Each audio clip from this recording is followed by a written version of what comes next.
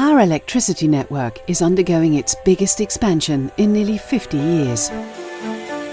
Old and polluted power stations are closing, and new, cleaner energy is on the way.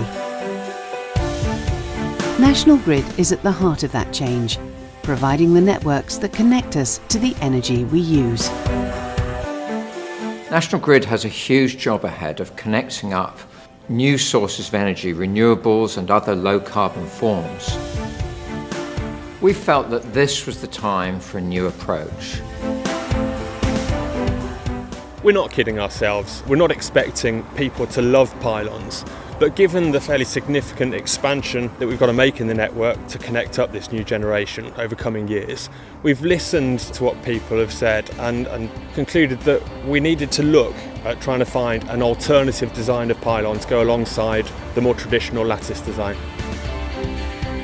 The development of a new pylon design has been a really exciting challenge for us here in the UK.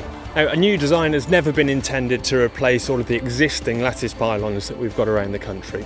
But what it does do is it gives an alternative option where we need to build new overhead lines to connect up this new generation.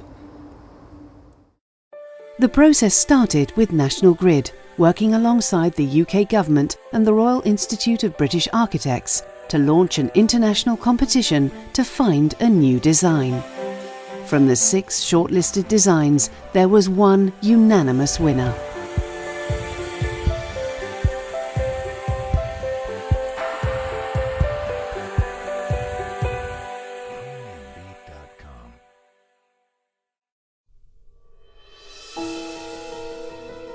Rasmus Jessing and his team at Danish engineering and architect firm BYSTRUP came up with the winning design. Early on in the process, they had investigated an engineering solution that could help deliver a pylon much smaller in size than the traditional lattice tower. Looking at the English landscape, we felt that it was important to make a small compact tower that would reduce the visual impact. Here the starting point was actually the triangular configuration of the conductors. And the main idea here was doing a diamond-shaped insulator unit, and by doing that we could make this tower much smaller than the traditional lattice. The first thing that strikes you is that all the wires are held from one attachment point, and this is just unheard of. What you normally have is 3 separate arms on structure to hold the different wires, but now everything is held on one attachment point. So we've looked at that particular connection point and said, okay, how do we ensure it's robust enough?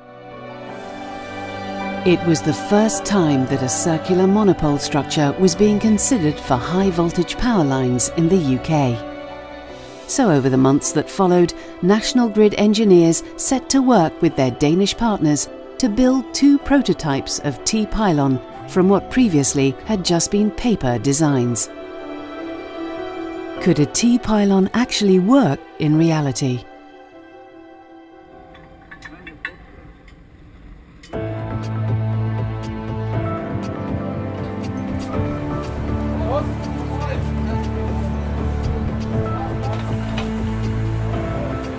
Each arm has to carry 60 tons. That's around, let's say, 30 normal cars hanging in each arm. That's an extreme loading event. So we are assembling these rolled circular tubes using a so-called slip joint, which is quite a novel approach. The slip joint test demonstrated to us that the connection was sufficiently strong to minimize deflection and minimize the risk of it actually turning. The suspension pylon was the first prototype to be tested.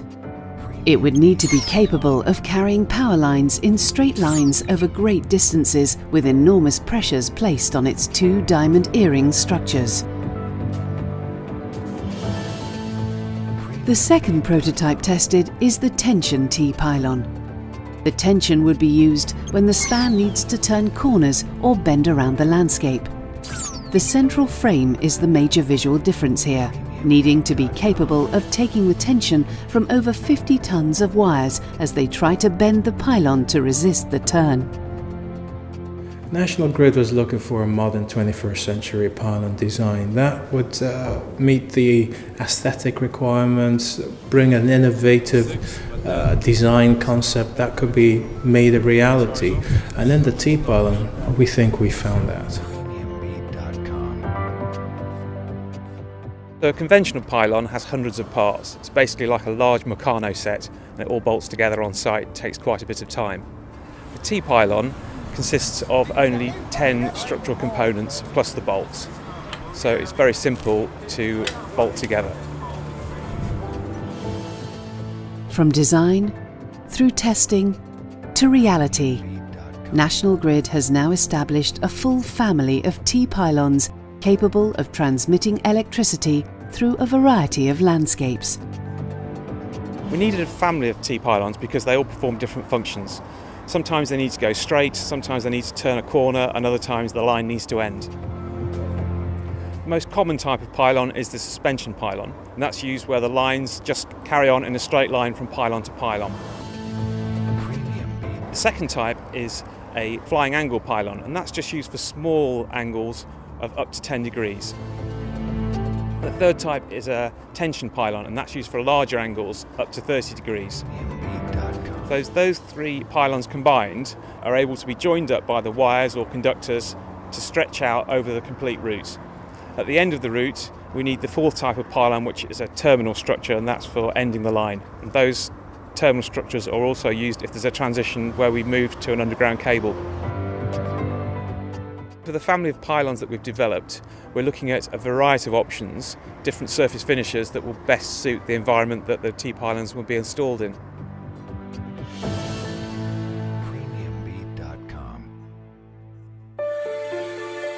Bringing this family to life in almost 1 year is quite a magnificent task, and it's only due to National Grid's huge engagement in this and our very good cooperation. So I think we should all be very happy. It looks very elegant, light, and so we're very happy with the design. I'm really looking forward to see a whole series of towers being strung, see how it looks in the English landscape. BYSTRUP have gone forward with us and put this structure together. We're ecstatic, we're overjoyed. The T-pylon gives us a fresh new option for our major transmission projects ahead. I think it will be welcomed for its design features, and happily it will also do a great job from the engineering perspectives to allow us to keep people's electricity flowing safely. National Grid's journey to find a new pylon fit for 21st century Britain has come a long way. Technically, most of the development work has now been done, and it's proven that the design can work in reality.